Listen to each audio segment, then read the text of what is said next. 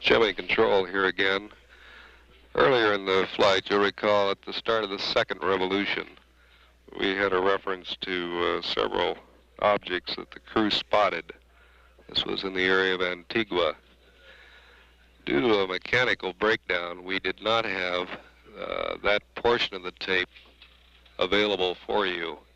This was a line breakdown between Building 30 and our news center in Building 6.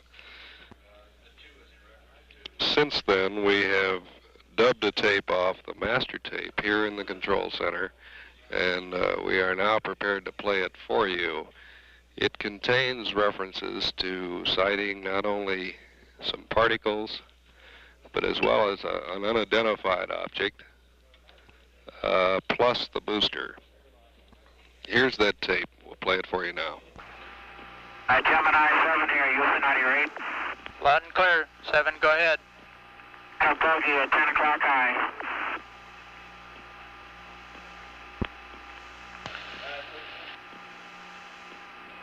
This is Houston. Say again, 7.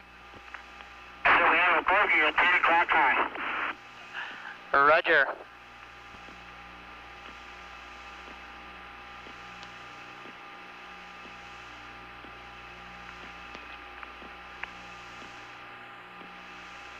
Gemini 7, is that the booster or is that an actual sighting? What? Say again, 7. Okay, we have several, looks like the 3 up here, actual sighting. You have any more information, estimated distance or size? But we also have the booster in sight. Understand you also have the booster in sight, Roger. And we have very, very many, it looks like hundreds of little particles going by to the left out about 3 to 4 miles.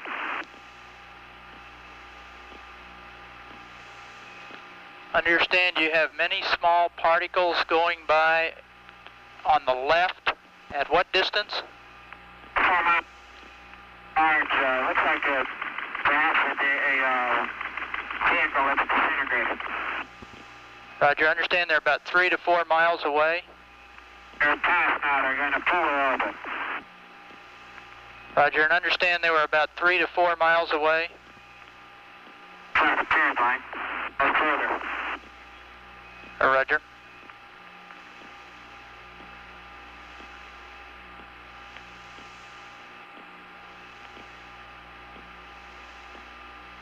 Gemini 7, Houston, were these particles in addition to the booster and the bogey at 10 o'clock high? Roger. 7, this is, Houston, this is 7. Go ahead. I have the booster on my side as a brilliant body of the sun against a black background and with billions of particles around it. Roger, what direction is it from you? It's about at my 2 o'clock position. Does that mean it's ahead of you? It's affirmative. Ahead of us at 2 o'clock, slowly tumbling. Roger.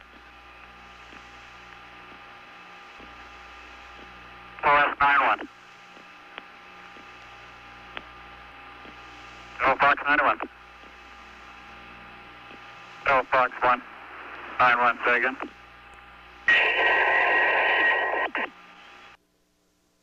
Gemini Control here again. The reference in that conversation to the third unidentified object, of course, was, or the third object, was bogey. There were several references to the bogey. This is the unidentified object, in addition to particles which appear to be headed in a polar orbit, you heard Frank Borman say, plus Jim Lovell discussing the booster. It was Borman who reported sighting the bogey. This is Gemini Control Houston at 4 hours, 24 minutes into the flight.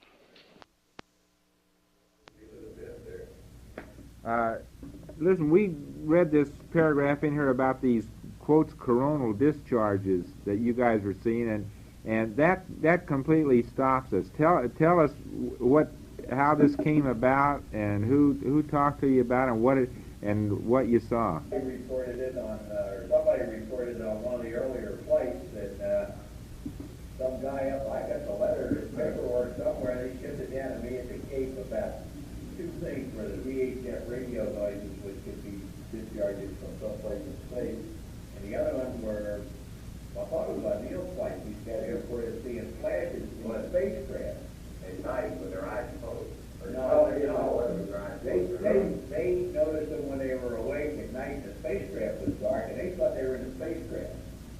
But whoever this guy was said, no, that's a perfectly known phenomenon. You can get discharge across your eye from gamma rays or something. So they had a bunch of things. Would we close our eyes and face the moon, when we were orbiting it, because it would be more, you'd get less discharges facing the moon than away from it. But you don't have to be anywhere near the moon or anywhere. The first night out, bing, bing. And if you keep your eyes closed and you're awake down there and it's dark and you think about it, when it happens, you can figure out, you can pin down that it's one eye. It's not a discharge that you see in both eyes. You really see it with one eye or the other eye, and you can see what kind it is. We had two kinds. I guess the particle either strikes the eyeball perpendicular or it discharges parallel. And we get either a flash like that or we get a streak. And I feel that I noticed. I either got a flash or a streak. And I, for some reason, got it more with my left eye than my right eye, but I could tell which eye it was when I was concentrating on it. I'm trying to tell you the reason he did it because where he slept was always on the left side of the spacecraft. And that stuff got switched from the crosser, and I caught all the right ones in my eye. Yeah. I remember playing electrical. I split out in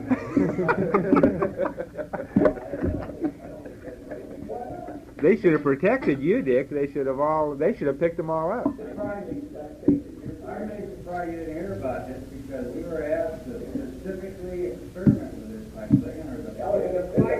There's 2 pages in the flight plan that allowed us. We didn't bother because we were seeing it every now and then all the time. There's a paper that now on this very exact thing, the 2 phenomena that came out of a letter. Buzz and Neil talked about this. I remember their conversation about it. Sure. They thought it was something, penetrating the spacecraft. What Pete described is the exact phenomenon that all 3 of us saw. You see a light, just a flash out there, or sometimes there'd be a streak. And I saw them in both eyes, either eye, and I can't remember if there was one that was more predominant than the other. But I agree with Pete, it's a phenomenon that you're not seeing with both eyes. It's not something external to you, it's something that's Inside you. Coming across with that one eye. Apparently they know that. Apparently it's a completely known phenomenon. Well, we've been looking for cosmic rays, cosmic ray strikes, and heavy particles, heavy nuclei that go through. We started at Clearback and Mercury taking photographs of the retina to see if you could see streaks across the retina and stuff. We never could find any in there. And so we stopped that up early in, by the end of the...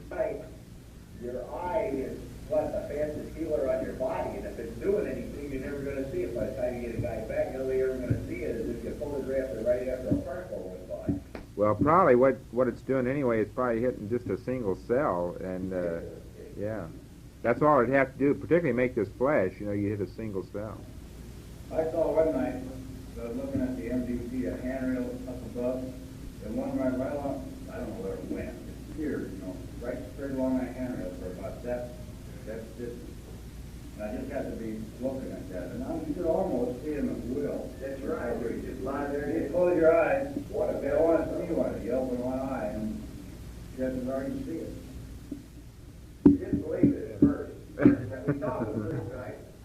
And I know that hey, I'm just being spring-loaded from that, what we heard. I asked Pete, he'd seen him and got playing in the beach, and they said in the middle of the mission, you wake up at night and you say, well, I think I ought to see something. You can close your eyes, those things become about 1 minute. Let me ask you one more question about heart. Here. Were these random distribution of these, or did they seem to be fairly horizontal? Okay, were these things random, or did they all seem to be in one direction? Like, were they always horizontal, or were they at random? They could be at any kind of angle. The streaks I saw were mine. The one I saw were horizontal. I was going to say that's interesting. Mine, it seemed to me I had the impression that they were always roughly in the same place, and mine were horizontal. The horizontal streaks were always, if I knew where I was looking, it always seemed like the horizontal streak was a little bit above the center. And it always seemed to me it went from right to left, no matter which eye it was in. The discharges were more towards the center, and it would be just like a pinpoint of light went and closed again. Like somebody was flashing a light at you. That's right. Generally not too big a light at you. It wouldn't fill your eye. Very small eye. Yeah. Just a, I think it's like a camera lens. Is that about the same for both of you? Is that the same reaction you had, Dick and Al, the way Pete described it? What's that? Yeah, mine were right about 30 degrees horizontal, but they were coming. See, I didn't notice them from the right or left. That's pretty interesting. Yeah. But about the same, they seem to appear about the same place. No? The ones, the horizontal ones that I saw were generally above eye level. Same like way, yeah. was generally high. Now I don't know, I can't exclude any other, I can't remember, I just don't remember any of them being down on the lower part of the vision. Well, you see, Dick's telling you about seeing him with his eyes open and other things that he centered his eye on, the lights on the instrument panel. Well, I used to notice them the most when I was down there in that sleeping bag. It was pitch black down there in the hole. It wouldn't make any difference whether my eyes were open or closed. And I could lay there I used to kill time that way, say for a half an hour, and either open them or close them and wait, and sure enough, after a while, you'd get one. And then I'd sit there for a while and say, okay, was it in the left eye or the right eye? It'd take me a while to sort it out. But you could usually figure out which eye it was in. Now you know what you do when you're supposed to be sleeping. Yeah. There was a comment that A few very bright particles or fragments or something that go drifting by as we maneuver. Roger, understand. Yeah, there's a whole bunch of big ones on my window down there. Just bright. Looks like the 4th of July out Ron's window. Yeah, now you can see some of them in shape. They're very jagged, angular fragments that are tumbling. Roger, they look like fluid of some sort? Not to me. They look like pieces of something. Roger. They're very bright. Jack, we'd like Omni Charlie.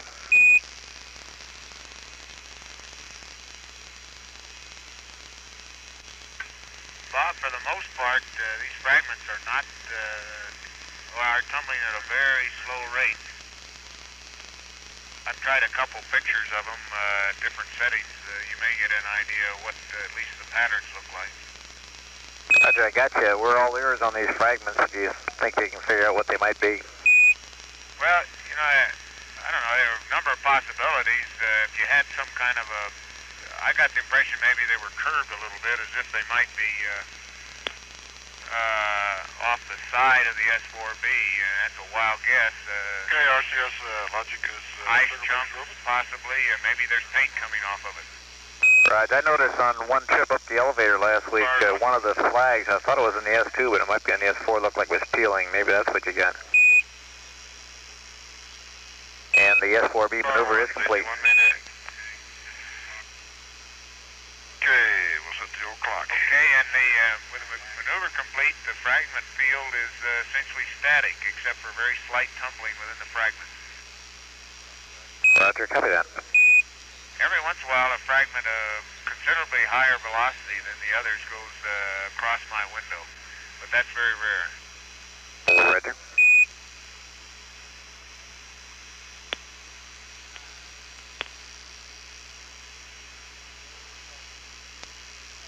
Okay, that's that field of view I saw on my window. Jack, you see it now? Yeah. And Bob, at least there's no apparent relative motion between fragments. I do understand. I'll take 2 pictures about a minute apart if I can, and it'll be frame 70.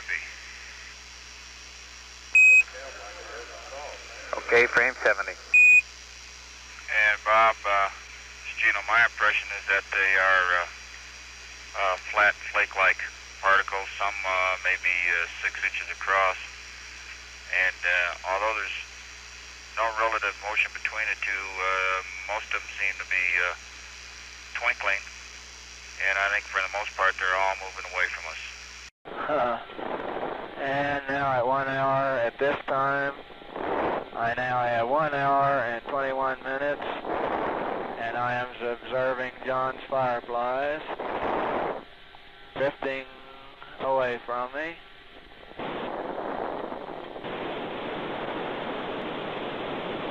I can observe them appear to be departing from the spacecraft and drifting out to the rear. I can see some of them a considerable distance out to the rear.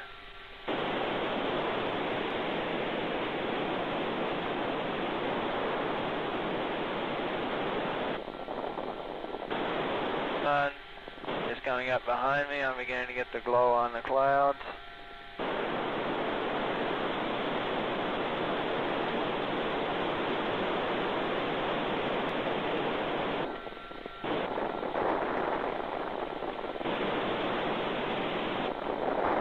Fireflies appear to be white, very whitish, with almost a green like real fireflies.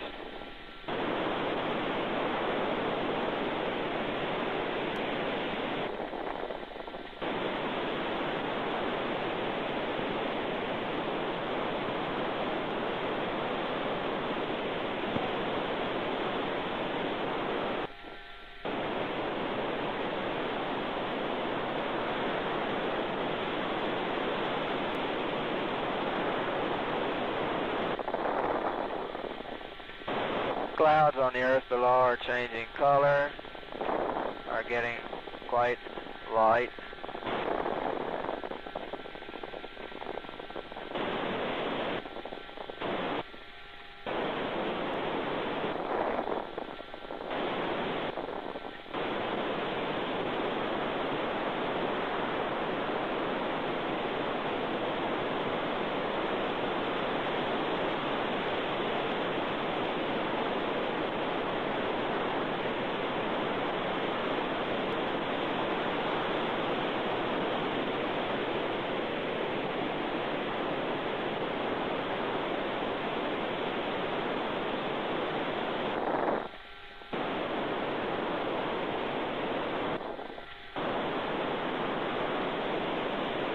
And I am now on the day side. The sun is not yet quite up, and I am observing stars.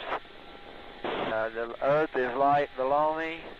The sun is still behind me. The sky looks dark above me, and I can see stars very distinctly. And I'm beginning to get the brilliant blue of sun rising in the east. Bright blue band underneath all this haze layer. I can see the haze layer and the bright band of light demarcation coming underneath it. Quite distinctive.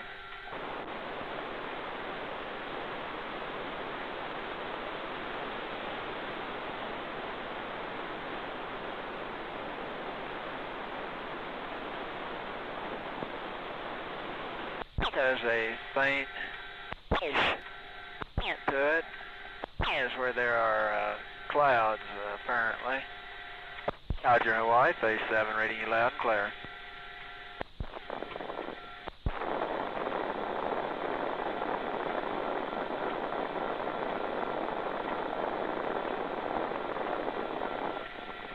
Roger, Hawaii, phase 7, reading you loud and clear.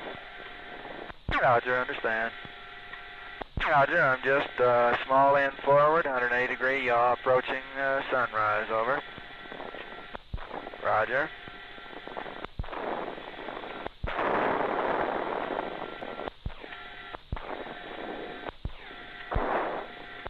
These small luminescent particles drift away from you, small end forward. In this light they appear brilliant white without at all in them. They appear to move on out, curve around back towards the flight path. And here, I don't think. Roger, you haven't seen the beacon at this time. Negative, I still haven't seen the beacon. Sure.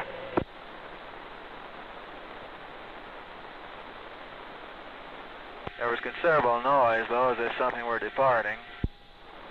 Again, 7. There was considerable noise of the little doors. Sounded like the little doors blowing open, so I assume the beacon has departed. Roger, understand.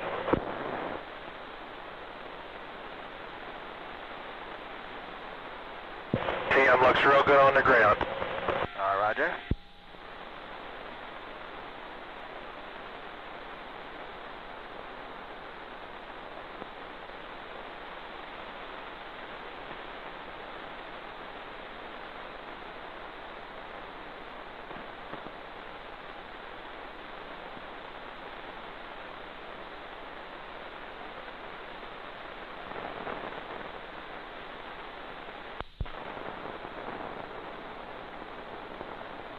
Okay, you confirm TV control switch to off. Roger, TV control is off.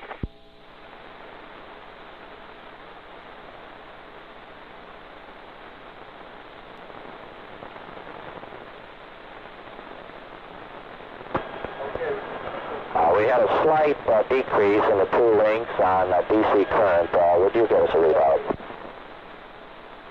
Roger, DC current. Roger, main bus is 24. Isolated 28.5. Roger.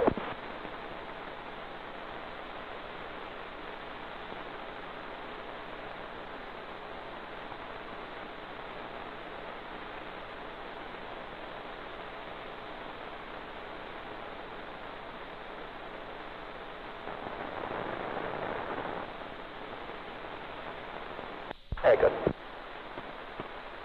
Gordo, this is Wally. Did you have anything to eat? Negative, not yet. I'm planning to shortly here, though. Raj, for your information, Systems last computations on fuel at Hawaii gave you 8.8 auto, 9.8 manual, which is somewhat better than you're indicating on board. Roger, on board I'm indicating 9.6 and 102.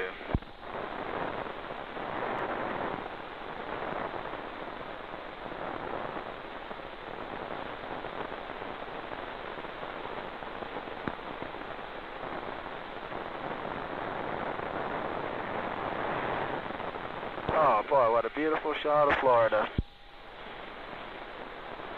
Roger, looks good from here once in a while too. Roger, the whole strait is clear. I can see I'm just about off. And it's been a beautiful view coming over Florida.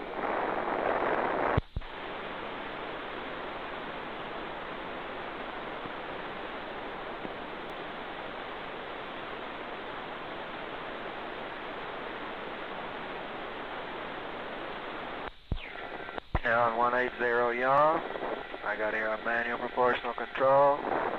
I'm at last daylight going into dark. Have been looking for the flashing beacons. 50518 now. 28, I'm sorry, not 18. This light in sight, it is below me.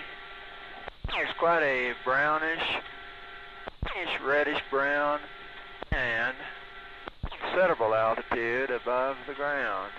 Each time I fire a pitch down thruster, I get a shower of these little fireflies. It is flashing now, it is the light. It's quite bright, quite discernible.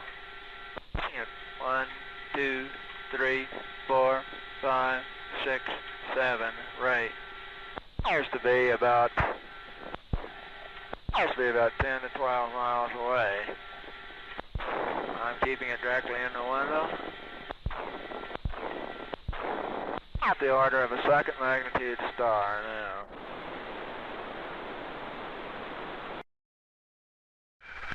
There's some pretty stars in sight. And also have the little white objects that seem to come from the capsule itself and drift off. And if they are a yaw check, it's fantastic. I suspect that the star I see is Arcturus.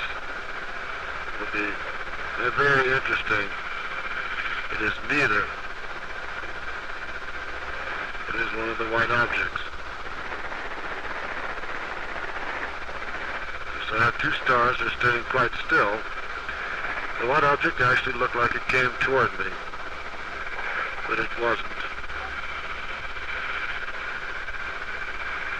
You can actually see the particle there playing off, as John described it as a lathe shaving. It's a very good description of it.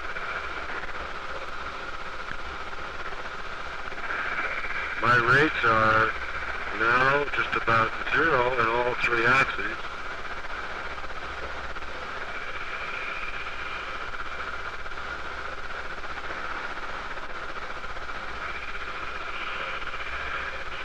I still have light in the periscope, of course. I'm looking straight up, and yet at this point, this would mean that my altitude is,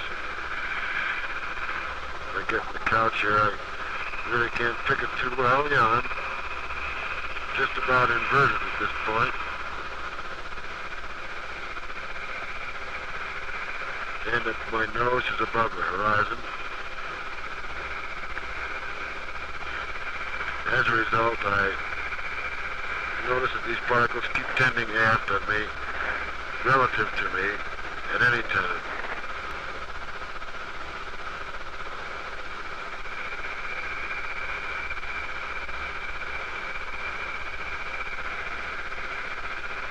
Periscope is blacking out rather rapidly at sunset.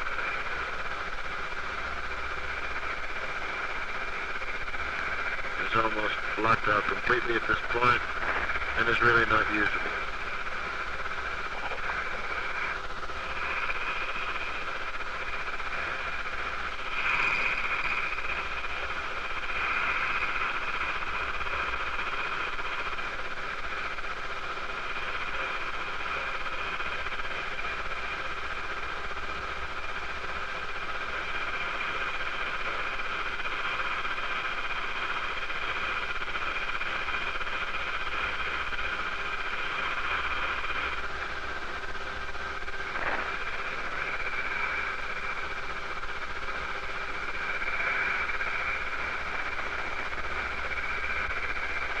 Getting a real burst of light in the window, and I really don't know what it is. At this point, I should be coming up on a sunset. 5 hours and 15 minutes. Periscope is dark. I must be just getting the last look at the horizon, yet I'm not down on it.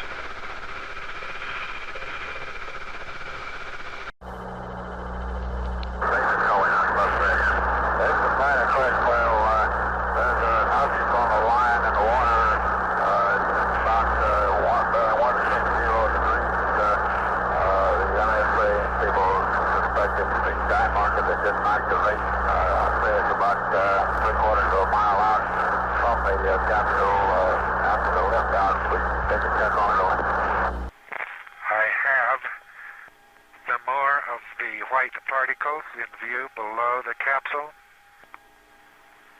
They appear to be traveling exactly my speed. There is one drifting off.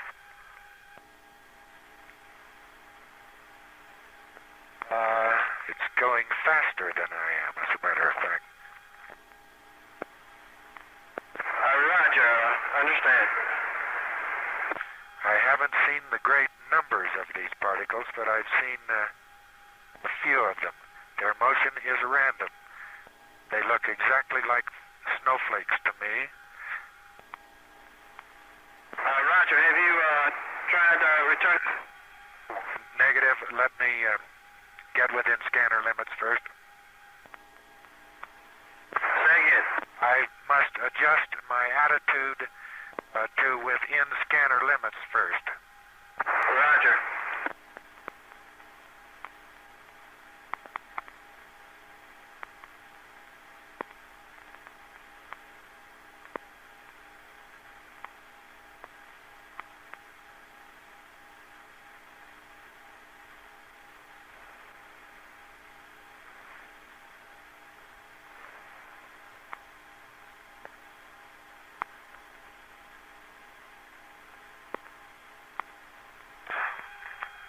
There were some more of those little particles. They definitely look like snowflakes this time. Roger, I understand your particles look like definite snowflakes. However, Miss Ryan? Roger,